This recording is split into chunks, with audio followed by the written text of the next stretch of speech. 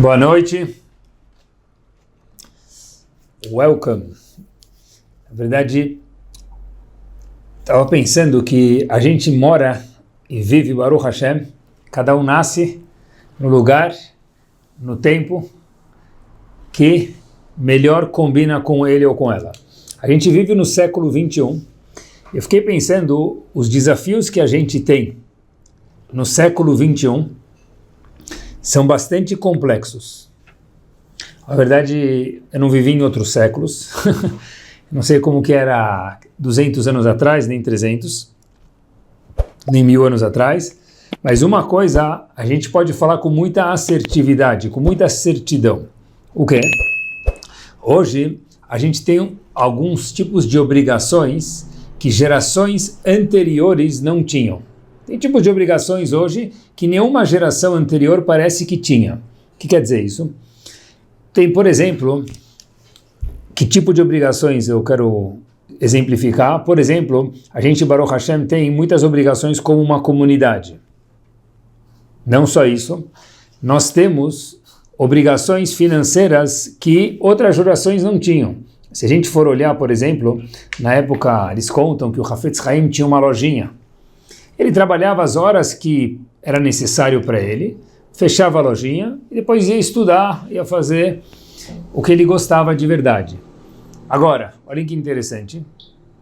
Se a gente for olhar, uma coisa muito curiosa é o seguinte, que antigamente era possível fazer isso. Hoje em dia ninguém pode trabalhar 1 hora na lojinha e depois sair correndo. Não existe mais isso. Então, o que acontece?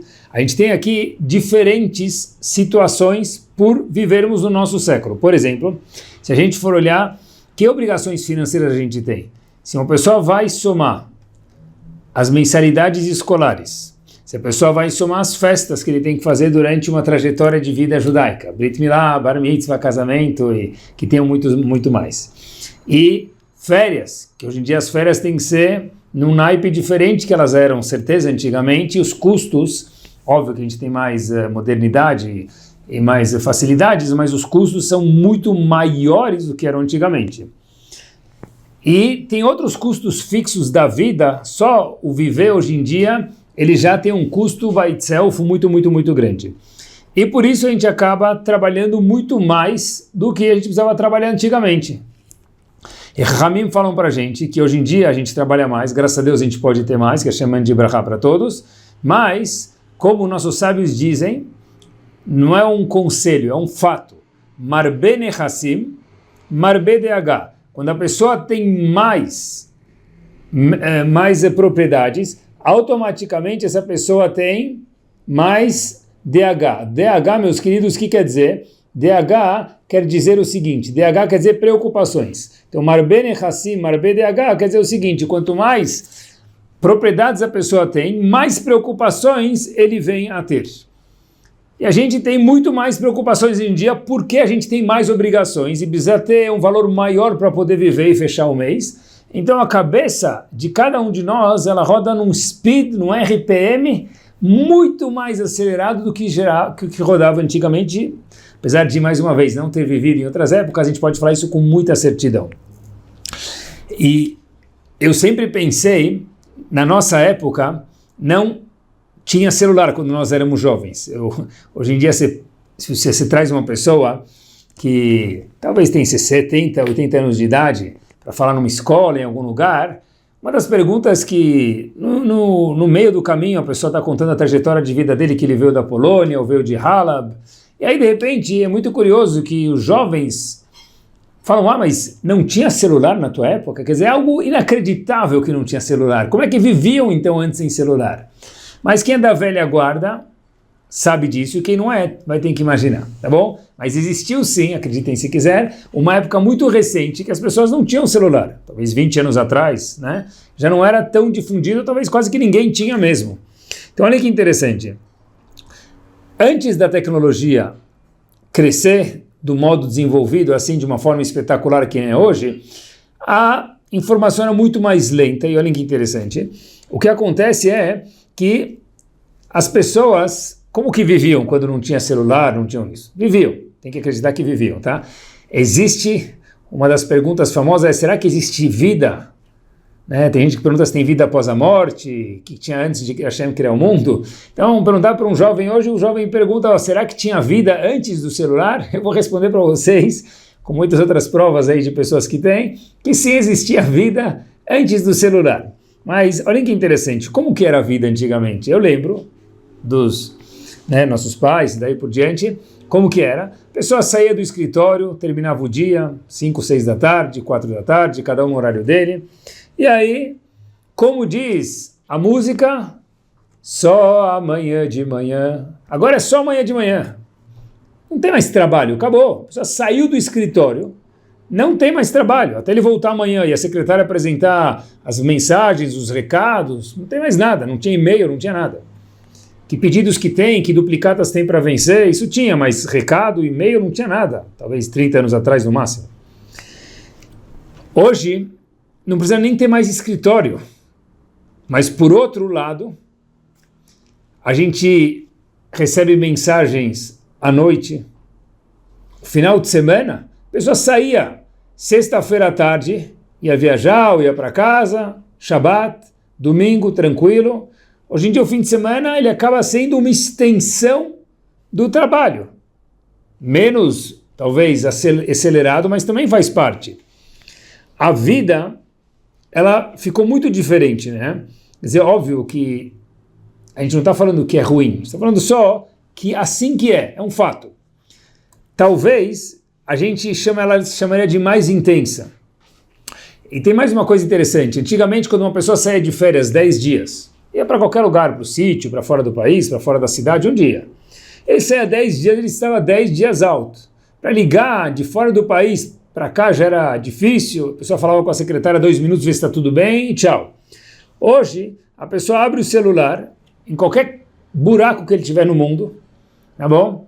Seja um lugar maravilhoso ou menos bonito, né? O que acontece? Ele já vê fornecedor não pagou, não entregou, container ficou preso, tem multa a ser paga, tem esse que pagou, graças a Deus, o outro que ainda falou que vai pagar, mas ainda não pagou. Os tempos mudaram e a preocupação da pessoa hoje em dia é muito maior. Por quê? Porque as obrigações são maiores e o fato de estarmos conectados 24/7, ou um Yehudi 24/6, não 7, porque tem Shabbat, graças a Deus, o que acontece é que a pessoa acaba vivendo de uma forma muito mais acelerada. Eu fiquei pensando, como Hashem espera que nós demos conta de tudo isso? Antigamente, talvez era uma forma diferente, mas hoje, século 21, como que Hashem espera que cada um de nós viva a nossa vida? A pessoa traz o escritório para casa, leva a sinagoga para o escritório, é uma confusão total hoje em dia, né? Férias, várias vezes a pessoa olha, vê se está tudo bem no trabalho, a mensagem do grupo, né, os e-mails, faz parte da vida, assim que é. Tudo isso, meus queridos, sem contar uma coisa importante. O quê? Shaharit, Mincha, Arvit, a maior mitzvah do mundo que a gente está fazendo agora é estudar Gemara, estudar Mishnah, estudar Torá. Então, como que Hashem espera que uma pessoa normal consiga se organizar com esse malabarismo de coisas? Obrigações sociais, bar mitzvah para ir, obrigações sociais, reuniões da escola para ir, obrigações sociais, fazer parte de alguma coisa comunitária, gerir ou fazer parte e ajudar. Então, tudo isso toma tempo. Tem o trabalho da pessoa, tem o fim de semana, que já talvez é meio fim de semana, porque o trabalho vem para casa, a noite, que talvez já é parte, extensão do dia, porque o trabalho vem para casa. E os custos de vida hoje são muito caros, muito altos, os custos fixos, fora as festas gigantes que, entre aspas, têm que ser feitas, bar mitzvah, brit milá. E como é que a pessoa tem que viver com tudo isso e ainda mais, Baruch Hashem, mas é uma pergunta, todas as obrigações que a gente tem, Shaharit, Mincha, Arvit, Minyan, estudar. Puxa vida, como que dá para fazer tudo isso num dia de 24 horas? Se a gente for sensato, é uma pergunta difícil. Mas, meus queridos, a gente tem que ter resposta para tudo. Porque, fiquei pensando, a gente tem 613 mitzvot na Torá.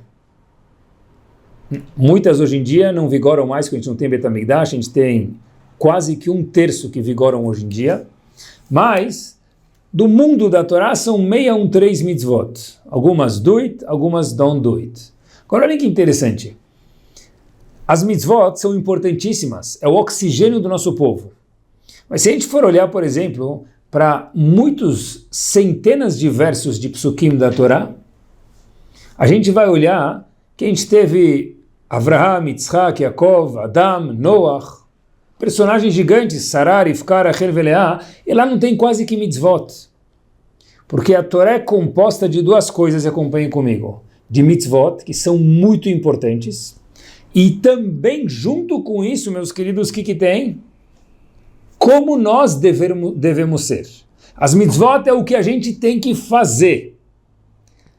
E olhar para os personagens gigantes da Torá, para os acertos e para os erros que a Torá não oculta desses gigantes, é olhar não só o que a gente tem que fazer, que mais uma vez é extremamente importante de mitzvot, mas também como nós temos que ser. Isso a gente olha através de ver de pessoas grandes como Avraham, Sarah, Rachel, Rivka, Yaakov e daí por diante. Então vamos olhar como viver nesse mundo com tudo isso de obrigações e como ser uma pessoa saudável ainda. O que a Hashem espera da gente? E a resposta tem que estar no DNA do mundo, que é a Torá, obviamente, né? Então vamos lá. Bezerra Hashem, Besiata de Ishmael. Quando o povo Yehudi foi entrar na terra de Israel, atravessaram 40 anos no deserto, o povo está pronto para passar o aeroporto Ben Gurion e entrar na terra de Israel, atravessar o rio Jordão, e aí de repente as tribos começaram a entrar felizes, só que a gente sabe que tem 2 tribos e meia que falaram, olha, a gente não quer entrar. Era Reuven, Gad e metade da tribo de Menashe. Por que eles não queriam entrar?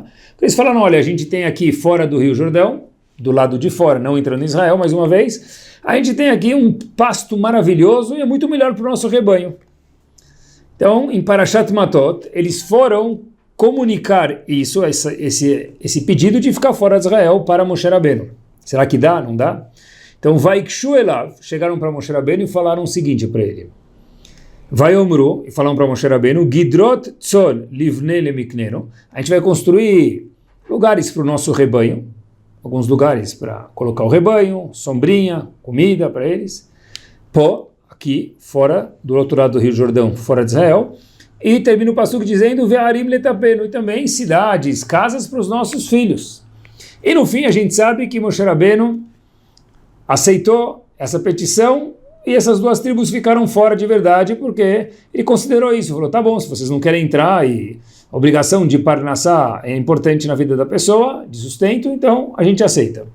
Só que Moshe Rabbeinu, ele ficou um pouco chateado, a Torá ficou assim assustada com essa petição da forma que foi feita. O que eles falaram? A gente precisa construir um estábulo para os nossos animais e uma casa, né, casas, cidades para os nossos filhos, nossas famílias aqui fora.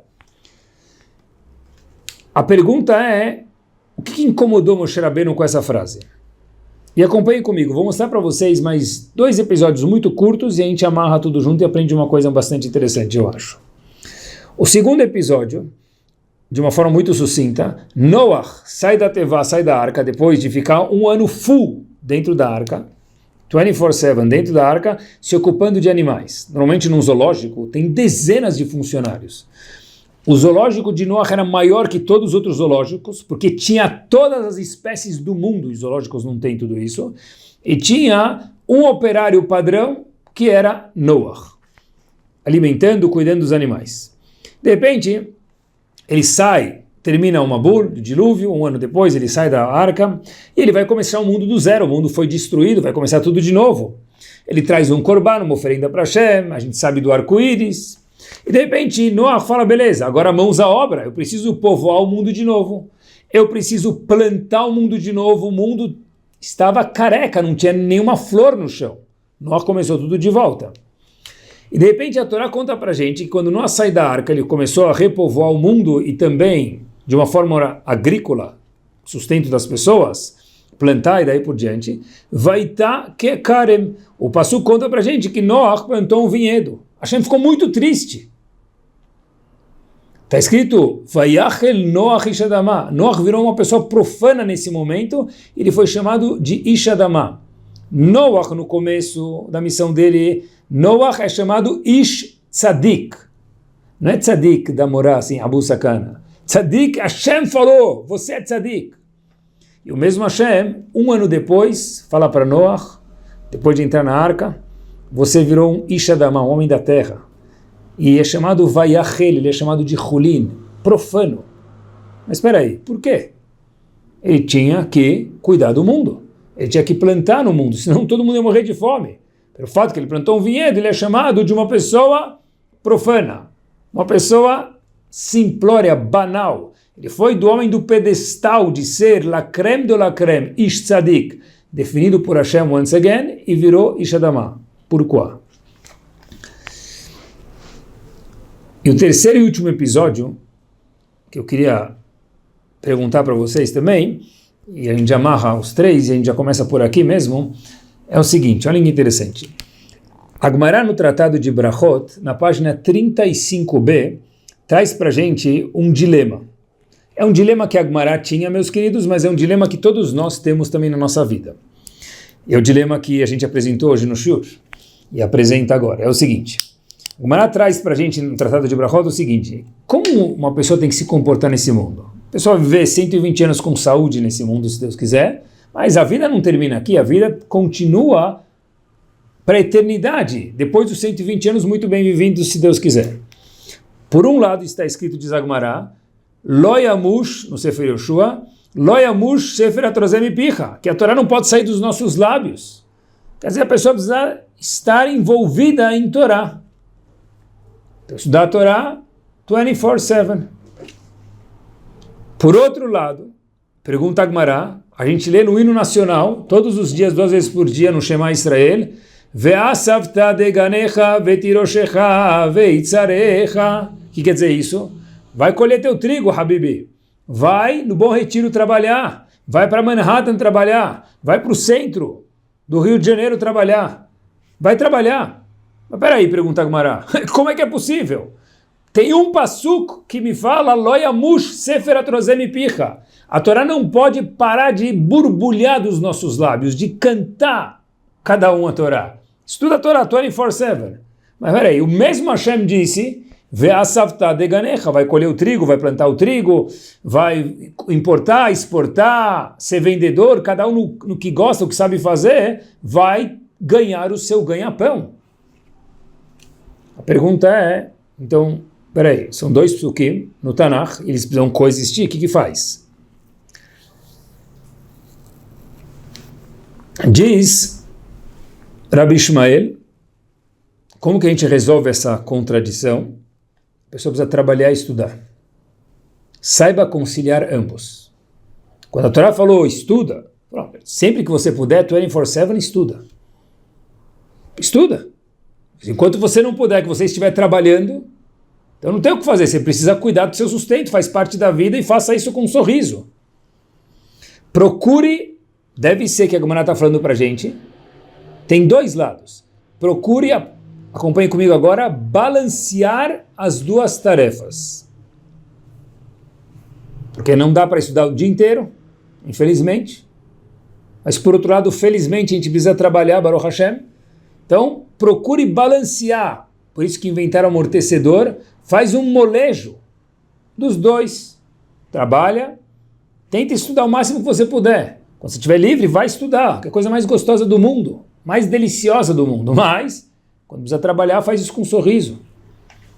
Tem que balancear os dois. Olhem que curioso. A gente mencionou alguns minutos atrás, quando aquelas 2 tribos e meias ficaram fora de Israel, Reuven, Gad e metade de Menashe, eles falaram, a gente quer ficar fora. Moshe Rabbeinu falou, ok, perguntou para Hashem, viu, ok, deixou eles ficarem fora com um sorriso. Só que Moshe Rabbeinu ficou muito triste com a forma que eles pediram. E a gente perguntou qual é o problema.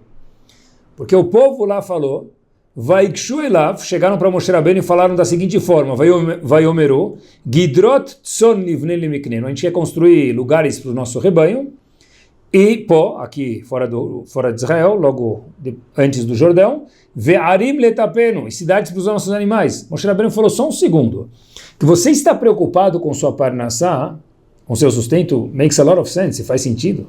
Ok, mas você primeiro falou, eu quero construir para o meu rebanho, vírgula, e depois para a minha família? Peraí, cadê o equilíbrio? Cadê a ordem de importância? Pode ser que a parnassá é muito importante, ela é mesmo, mas você não vai falar primeiro, do jeito fraseado para Moshe Rabbeinu incomodou muito, ele machucou ele, a Torá aponta isso para a gente. Ficar fora não incomodou. Eles ajudaram a conquistar a terra de Israel e logo ficaram fora. Moshe Rabbeinu falou, ok, mas a forma com a qual foi dita, peraí, a gente precisa se preocupar com os nossos animais, e também nossa família. Um minuto, é a família e os nossos animais. E olhem que interessante, o episódio que a gente mencionou, Noach sai da Tevá, ele planta o mundo, e precisa, porque sem isso o mundo não vai crescer, e a gente precisa comer, maravilhoso, sarteno, bom apetite, isso não preocupou Hashem. O que fez Noach ir de Ish Tzadik para Ish Shadamah? Ele plantou um vinhedo, plantou uma árvore, plantou uvas, uma trepadeira de uvas, mas qual que é o problema? Porque ele virou Ish Adamah por isso. Porque a uva foi feita para que ele bebesse vinho. Já falou para ele, Habib, um minutinho. Óbvio que você pode beber vinho, mas a primeira coisa que você faz quando sai da arca é se preocupar com que vinho eu vou tomar, Chandot, Demisek, ou whatever, o nome que for. Essa é a primeira coisa. Mas eu quero tomar um vinho, sartén. Mas não é a primeira coisa que deveria ter sido feita. Faltou o equilíbrio. Trabalhar, estudar, a Gemara ensinou para a gente com equilíbrio. Reuven, as tribos fora, ok. Mas espera aí, se preocupa antes com os filhos, depois com o rebanho, ou pelo menos os dois juntos. Noach tinha que replantar o mundo, claro. Sem isso a gente não vive, comer, bom apetite, curte a comida. Mas um minuto, a primeira coisa que te interessa, Noach, logo que sai da Tevá, no plantio é o vinho, porque sem vinho eu não consigo viver. Habibi, como assim? Você acabou de sair de um ano da Tevá, é isso que sobrou? Foi a falta de equilíbrio nessas situações que incomodou Moshe Rabbeinu no caso de Reuven, incomodou Hashem no caso de Noach. Isso tem tudo a ver com o que a gente perguntou, que olha, a gente tem muitas obrigações hoje em dia e daí por diante, a gente está sempre ligado, tem que viver numa rotação alta. E como que faz essas obrigações com obrigações judaicas, com mitzvot? É muita coisa, é verdade. É um desafio grande. Mas a gente consegue, por isso que a gente está aqui. Na verdade, Hashem está falando para a gente o seguinte, meus queridos. Quando a gente vê uma gangorra, fiquei pensando, ela sobe, desce, e o legal é que ela sobe e desce. O problema é se fica uma pessoa muito gorda de um lado e a outra magrinha do outro, que ela vai ficar sempre em cima, vai começar a chorar. A criança vai começar a chorar, porque não tem graça brincar assim. O legal é quando tem uma certa flexibilidade da gangorra, um certo equilíbrio. Na vida é exatamente a mesma coisa. Hashem fala para a gente, olha, o que eu quero de cada um de nós, e especialmente na nossa geração, é importantíssimo procurar uma forma saudável de equilibrar todas as grandes e inúmeras obrigações que nós temos como pessoas, como cidadãos, como Yehudim, como parte de uma comunidade, como pagador de contas, como pai, como mãe, como tudo isso aqui junto. Se a gente for olhar um passo adiante, o Nazir, famoso Nazir, aquele homem que se abstém de 3 coisas, não tomar vinho ou uva, o Nazir não pode ter nenhum contato com alguém que nada de falecidos, e o Nazir não pode cortar cabelo. Pronto. Agora, o Nazir tem que trazer um korban no fim da Neziro dele, chamado Hatat. Hatat vem da palavra Hit. E nossos sábios perguntam, eu acho que é muito famoso isso, se não for que fique agora, qual o pecado que ele fez para trazer um korban hatat, hit? Que hit ele fez? Ele se absteu de alguns prazeres materiais. Ele cresceu com isso. Então, mesmo que na hora talvez tenha sido necessário, Hashem falou para ele, olha, o seguinte, traz um korban, que um pouco de pecado tem. Qual? O Hashem falou, olha, o que era para proibir para você, eu já proibi. Se você precisou de alguma coisa a mais para se proibir, criar mais proibições, mesmo que foi por uma razão louvável, que você quer se aproximar de mim, Hashem falando, ok. Mas lembra que é só algo temporário. E para isso, traga um korban hatat. Depois de 30 dias que terminar sua nezirut, seu processo de nazir. Por quê? Porque você teve que se abster de coisas que eu havia permitido. Hashem não proibiu o vinho da gente. Só que ele falou, bebe vinho. E o nazir se proibiu. Então Noah, um minuto. Bebe vinho, mas não viva dentro de uma garrafa de vinho. Beba vinho, se você acha que é importante, sartén, mas não é beber com moderação. É mais do que isso. E quando um dia a pessoa foi fim de semana e não tinha aquele vinho que ele gosta, o fim de semana deixa de ser fim de semana? Se ele deixa é porque perdemos o equilíbrio. E não é fácil, pessoal. Manter essa gangorra alinhada é muito difícil. Em todos os termos, religiosos, financeiros, emocionais, tempo. Para viver no século XXI hoje, todo mundo que anda na rua tem que ser um maravilhoso malabarista. A gente vai no semáforo ver aquelas pessoas fazendo malabarismo, eu acho que eu não consigo fazer nem com 2 mexericas, eu não sei como eles fazem com tantas. É um dom que eles têm, maravilhoso. Mas a gente, cada um de nós, é muito mais do que isso. A gente faz com centenas de mexericas por dia, porque são as crianças, é o marido, é a esposa, contas a pagar, sinagoga, tefilá, estudo, mas tem que procurar o equilíbrio dentro disso. Uma das brachot que a gente faz diariamente, quer dizer, algumas vezes, é Asher Yatzar. Essa brachá é feita depois que a pessoa faz as necessidades, homem ou mulher, não faz diferença. Inclusive, entre parênteses, essa brachá de Asher Yatzar, muitos livros trazem que, nada como uma boa segulá, ela é uma segulá para a saúde da pessoa. Falar Asher Yatzar devagar, sem andar, ainda mais olhando dentro do texto, isso aqui é tiro e queda, 120 anos com saúde. O fim dessa brachá de Asher Yatzar, a brachá termina, a brachá tem 45 palavras, ela termina Baruch Hashem, Rofechol Basar, que Hashem cura o corpo da pessoa através dele poder ir no banheiro, porque senão a pessoa ficaria com toda a sujeira dentro e não conseguiria viver. Rofechol Basar, e termina a brachá, Mafli Laasot. O que quer dizer Mafli Laasot? A tradução de Mafli Laasot é uau! Que corpo magnífico que você criou, Hashem! Que master! Mafli Laasot é uau, que feito power que Hashem fez, que é o corpo de cada um de nós. Agora, qual que é o uau? Então, o Shulchan Aruch, eu acho que, se não estou enganado, é a única brachá que o Shulchan Aruch explica essa. Ele traz muito extensamente a explicação do Asher Yatzar. O Shulchan Aruch conta para a gente que o Mafli Laasot, que é o uau, maravilhoso, a que se refere isso?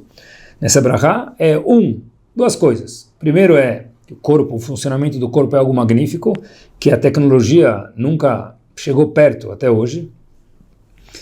E o Remá explica esse Mafli Laasot de uma forma também. Olha o que ele fala, pessoal. Diz Rav Moshe Hirsch, o Remá é o seguinte, o que é Mafli Laasot? O que é maravilhoso? O que é uau? É que dentro de uma pessoa tem algo chamado Guf, corpo, e Neshama, alma, que tem o material e o espiritual. E diz o Remá, o que é Mafli Laasot? O que é uau? O que é estrondo? O que é maravilhoso? O fato de coexistir o físico, o material, junto com o espiritual. Por que é tão maravilhoso? Porque eu acho que a resposta é porque precisa de um balanço. Porque se ficar só do lado do material, a gente fica corcunda de um lado. Se ficar só do lado do espiritual, fica corcunda do outro lado. Então, coexistir a coisa... A Neshama de cada um de nós é um pedaço de Hashem. E o corpo é a coisa mais mundana do mundo. Como é que coexiste um com o outro? É o equilíbrio. Quanto a gente alimenta um pouco cada um deles. Se der comida só para Neshama e não para o corpo cessa de existir. Está errado. Se a pessoa só cuida do corpo, coitado. E se a pessoa não cuida do corpo também, coitado. ou coitada. Então, qual que é? O Rambam fala para a gente, Oil veiot aguf bari veshalem midarchei Hashem, diz o Rambam, o corpo estar saudável é parte de Avodat Hashem, diz o Rambam. Mas, por outro lado, deve ser que só cuidar do corpo, fazer ginástica, comprar roupa, estética, day use, acupuntura, e a Neshama fica em 15º plano, também não está correto. Então, qual que é a solução? É o balanço, mais uma vez, o equilíbrio. Nós temos 24 horas por dia. Tem comunidade, afazeres financeiros, prazeres, que são importantes, obrigações, trabalho, ginástica. Como que faz para entrar tudo isso no dia da pessoa? A resposta é equilíbrio. E da onde vem o equilíbrio? O equilíbrio vem de conhecer valores, mas vem de mais uma coisa.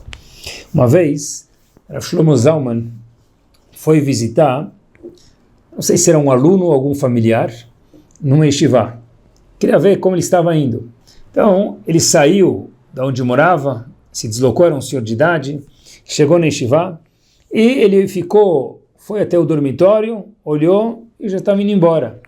Então, óbvio que as pessoas, quando viram esse grande homem, era famoso, conhecido, falaram para ele, o senhor veio visitar a pessoa, o senhor nem falou com a pessoa, nem viu se ele está bem. Shlomo Zalman, perspicaz, olha que sabedoria de Torá, falou o seguinte, olha, eu entrei no quarto dele, eu já sei como ele está. Mas ele nem estava lá, o senhor nem viu ele, como que o senhor sabe como ele está sem estar vendo ele? Veio até aqui, já bate um papo com ele. Shlomo Zalman falou, não preciso, já sei como ele está. Eu falei, Rav, o que o senhor viu? A profecia disse, não.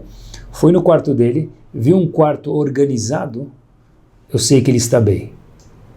Mas como assim, Rav? É o seguinte, a pessoa que está organizada é porque ele tem uma mente organizada. A pessoa que tem a mente organizada, ela vai se organizar com tudo. Pessoal, olhem que power. Equilíbrio, eu acho, depende de ser organizado na vida. Não deixar as coisas se atropelarem. Quando é hora de dormir é difícil, hein?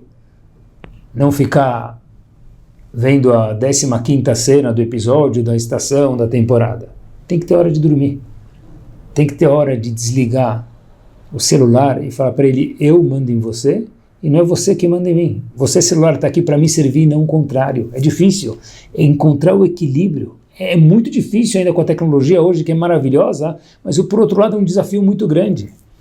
É isso mesmo.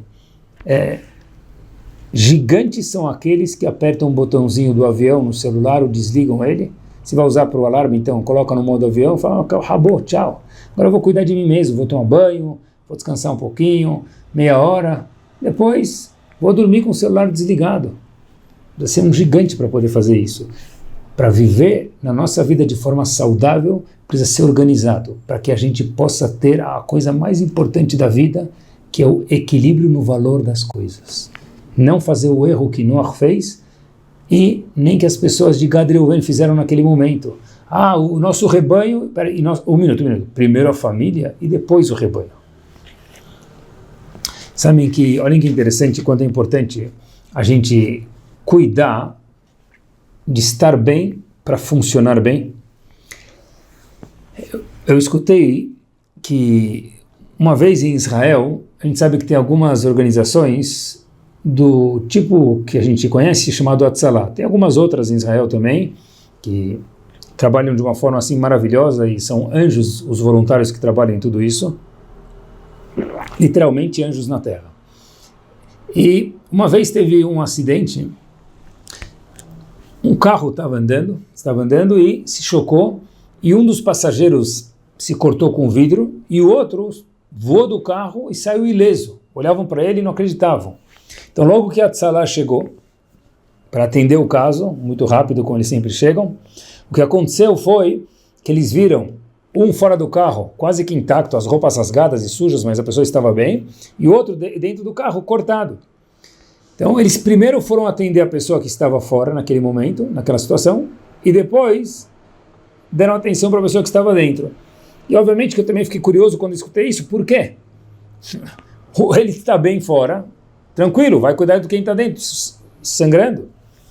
E eles falam o seguinte, olha, a gente viu que quem está sangrando lá dentro precisa de cuidado, mas é band-aid, é lavar com água oxigenada, naquele caso era passar um mertiolate, alguma coisa do gênero. Mas a pessoa que está lá fora, é impossível que ele saiu intocável do acidente. Porque vendo o carro e vendo o amigo que está lá dentro, a pessoa que está lá fora precisa ter pelo menos tanto cuidado quanto a de dentro. Por quê? Disseram ele o seguinte, porque se ele não se machucou fisicamente, a gente tem que ver se mentalmente ele não está abalado. Então a gente vai acalmar esse aqui, conversar com ele, enquanto que alguns também vão devagarzinho lá atender o moço que está dentro do carro e precisa lavar o braço, passar oxigenada, dar um carinho. Mas olha que interessante, pessoal, aprendi algo magnífico aqui, que não é só meu corpo estar bem, minha cabeça precisa estar bem. E olha que gênio foram essas pessoas. Ele também precisa de atenção. Ah, mas ele saiu ileso. Alguém viu o que está dentro da cabeça dele? Alguém viu o que ele viu, como ele saiu e como ele está? Dá uma atenção para ele, ver se de fato ele não precisa de alguma ajuda. Esse talvez seja o equilíbrio entre o Guf e a Neshama. Procurar o molejo, a cabeça e o corpo. A Ruhaniut, a espiritualidade e os prazeres. Só cuidar dos prazeres vira não ser humano. Não ser humano que Hashem quer. Só cuidar da Neshama também não é o que Hashem quer, porque Hashem deu um corpo para a gente. Então qual que é a solução? O equilíbrio, a organização. E isso vai para muitas coisas na vida. Olhem que power, meus queridos. A gente faz isso quase diariamente, diariamente. Gastar versus economizar.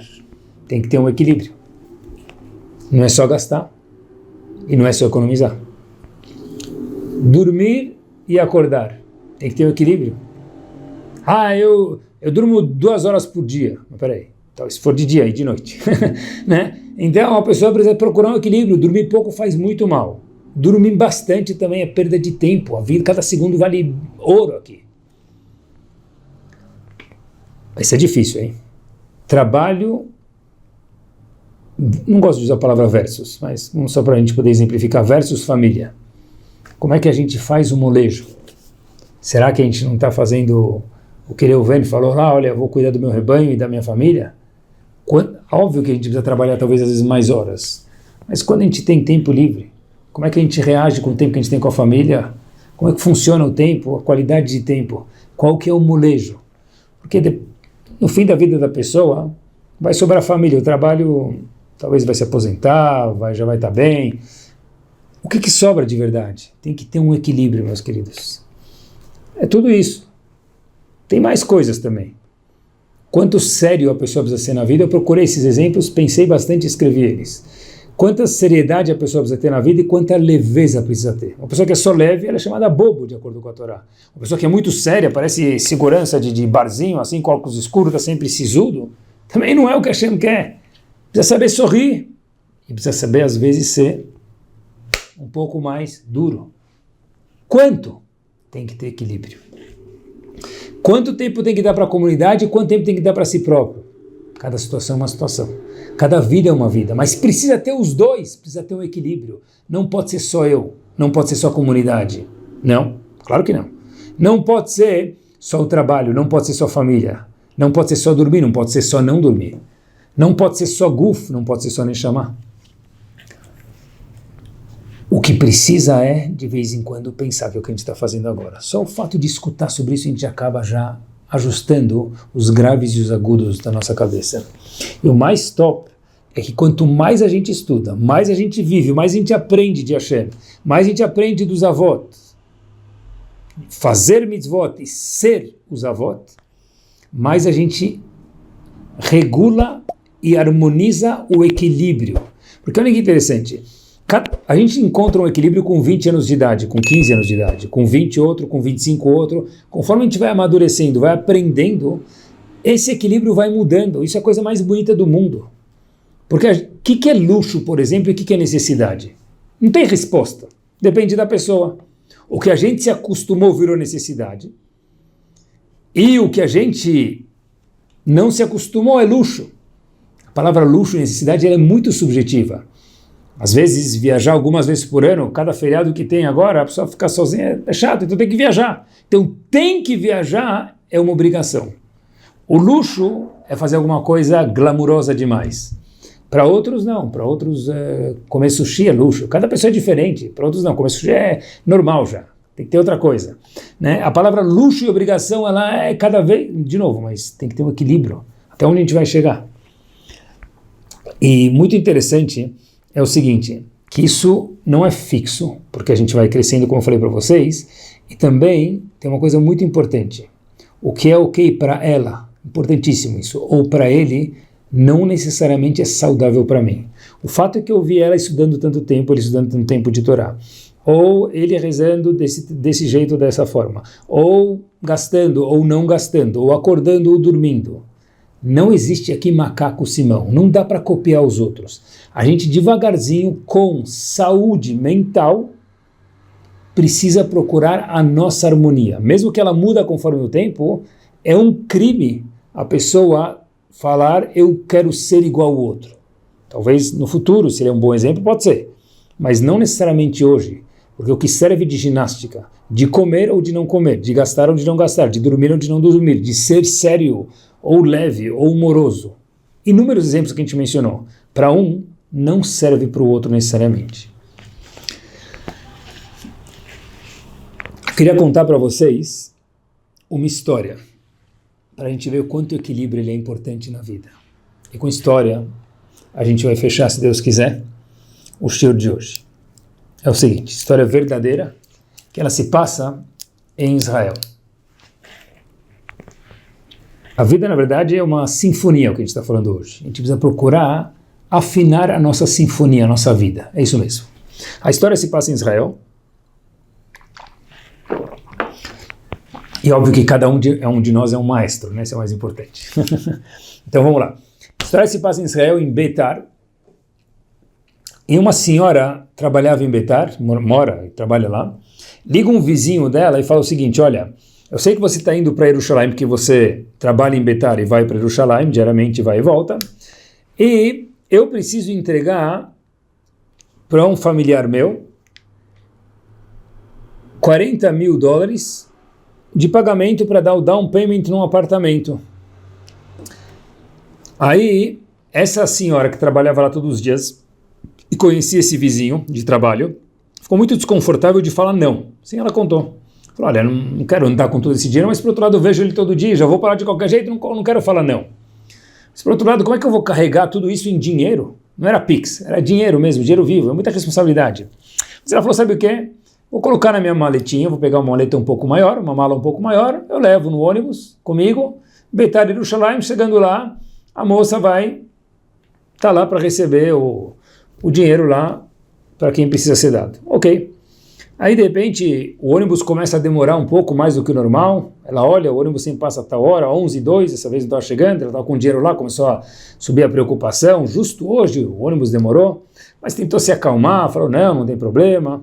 De repente, chega o ônibus, ela entra no ônibus, o motorista olha para ela e fala, olha, senhora, o ônibus está lotado, no ônibus é proibido levar malas. E aí, ela fala, como assim? Ele fala, olha, se você quiser, coloca embaixo, mas no ônibus, aqui em cima, com os passageiros, é proibido levar malas. Ela fala, olha, mas eu sempre trago minha maleta, essa é um pouquinho maior, eu sempre trago, nunca aconteceu nada. Disse o motorista, quem conhece Israel, quem conhece motorista de Israel, então ele falou, olha, bagageiro ou ma'asalame, não vai rolar. E ela, mas todo dia eu faço esse trajeto. E ela entrou no ônibus e sentou. Vira o motorista para ela e fala, olha, enquanto a senhora não colocar essa mochila no bagageiro, lá embaixo, o ônibus não vai sair daqui. Beleza. Nem todo mundo tinha escutado esse comentário do motorista para essa passageira, estava levando aquele dinheiro todo lá na mala dela, e óbvio que não dava para colocar no bagageiro sem deixar sobre o cuidado dela. Então, ela esperou, falou, tá bom. De repente, todo mundo começa a falar para o motorista o que está acontecendo, o motorista falou, olha, enquanto que essa moça estiver com a maleta dela aqui, não tem nem espaço para as pessoas, ela ainda quer trazer a maleta dela e deixar aqui em cima, então não dá. E ela falou, puxa vida, eu não tenho como abrir a maleta agora, tirar o dinheiro, colocar no meu bolso, todo mundo vai olhar, pior a situação. Não sabia o que fazer, e o ônibus ficou parado 10 segundos, 20, 30, 1 minuto, 2 minutos, 3 minutos, 4 minutos. De repente o ônibus começa a entrar em ebulição, as pessoas têm coisas para fazer, então tem gente atrasada, e a moça estava sentindo muito desconfortável, que por causa dela estava todo mundo demorando no ônibus. E o pessoal lá começou a ficar irritado já. Perderam a paciência, a educação começou devagarzinho a desaparecer. E o motorista vai lá para ela e fala uma vez, Giveret, senhora, se você não descer essa mochila, ou não descer do ônibus, o ônibus não vai sair do lugar. Ela pensou consigo mesmo, viu que não tinha mais jeito mesmo, não dava para convencer aquele cara, não tinha diálogo, o motorista estava muito convicto do que ele falou. Então ela falou, olha, falou para si mesmo, não quero prejudicar os outros, era poucos dias antes de Rosh Hashanah que a história aconteceu, eu não quero prejudicar os outros, eu vou descer. Ela na saída, olha para o motorista, imaginem, rufem os tambores, ela vira para ele e fala, olha meu querido, Shana Tová, eu espero que você tenha muito sucesso no seu trabalho hoje e durante todo o próximo ano que vem. E o motorista nem respondeu para ela, ela foi educada, desceu, o motorista nem respondeu para ela. Ela desce do ônibus e ela fala para si mesma, olha, eu quase me arrependi de ter sido tão educada com ele. Poxa vida, ele podia ter andado, não ia acontecer nada, podia ter quebrado o meu galho. E, beleza.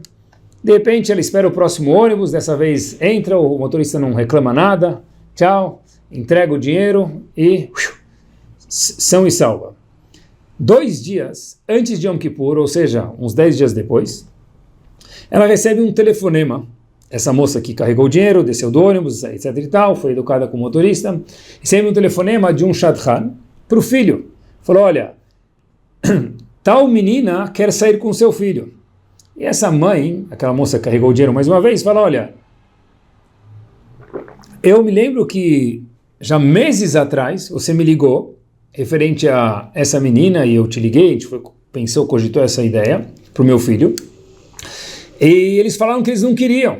Então agora você está me ligando de novo para oferecer a menina que não queria o meu filho? Eu não estou entendendo. A gente já conversou sobre ela, meu filho gostou da ideia, eu gostei, mas a família da menina não quer, então não sei se vale a pena você me propor uma coisa para a gente ficar todo preocupado e achar que vai e depois não vai. Aí a moça que faz o Shidduch, a Shadchanit, que ia apresentar essa menina para o filho dessa senhora que desceu do ônibus, etc e tal, falou o seguinte, olha, eu tenho certeza que agora eles querem. Aí pergunta a mãe do menino, aquela moça do dinheiro, mais uma vez, né, que carregou o dinheiro, tem certeza? Falou, não só que eu tenho certeza, que foram eles que me pediram para te ligar para oferecer a filha deles para o seu filho. Aí disse ela um segundo, Manistana, o que mudou? Por que aconteceu? Meses atrás eles não queriam, agora eles querem? Então acompanhem esse final da história e com isso a gente termina hoje, se Deus quiser, meus queridos. Disse a Shadchanit o seguinte, eu vou te contar. A mãe da menina estava no ônibus, sentada. Você não percebeu ela, mas ela te percebeu. Ela viu quanto o motorista foi cabeça dura com você. Ela entendeu que tinha alguma coisa muito importante lá, que ela não sabia dos $40 mil, mas sabia que tinha alguma coisa muito importante naquela maleta que você não queria deixar lá embaixo. E disse àquela moça, tá, mas e daí? Falou, não. Quando você saiu do ônibus, você virou com uma delicadeza tão grande, com um equilíbrio emocional tão grande, e falou para o motorista do ônibus que você tem um ano maravilhoso e que o ano que vem seja espetacular e Shana Tová. E o motorista do ônibus nem te respondeu nada. E você continua andando tranquila, sem ficar brava, sem bater a porta do ônibus, sem bater nada. Falou, uau, se essa é uma família com tal nobreza, com tal equilíbrio, é essa família que eu quero para minha filha. E pós-Sukkot, quer dizer, 2 semanas depois, aquele casal ficou noivo. Porque, de fato, ter equilíbrio, se não é quase tudo, é tudo. Porque quem tem equilíbrio consegue se organizar em qualquer situação da vida. Bezat Hashem, a gente possa, cada um de nós, ser um mega maestro nessa música de muitos instrumentos que a gente toca todos os dias e conseguir achar harmonia nessa sinfonia total. Semana maravilhosa, semana musical e semana de muita harmonia e equilíbrio para cada um de nós.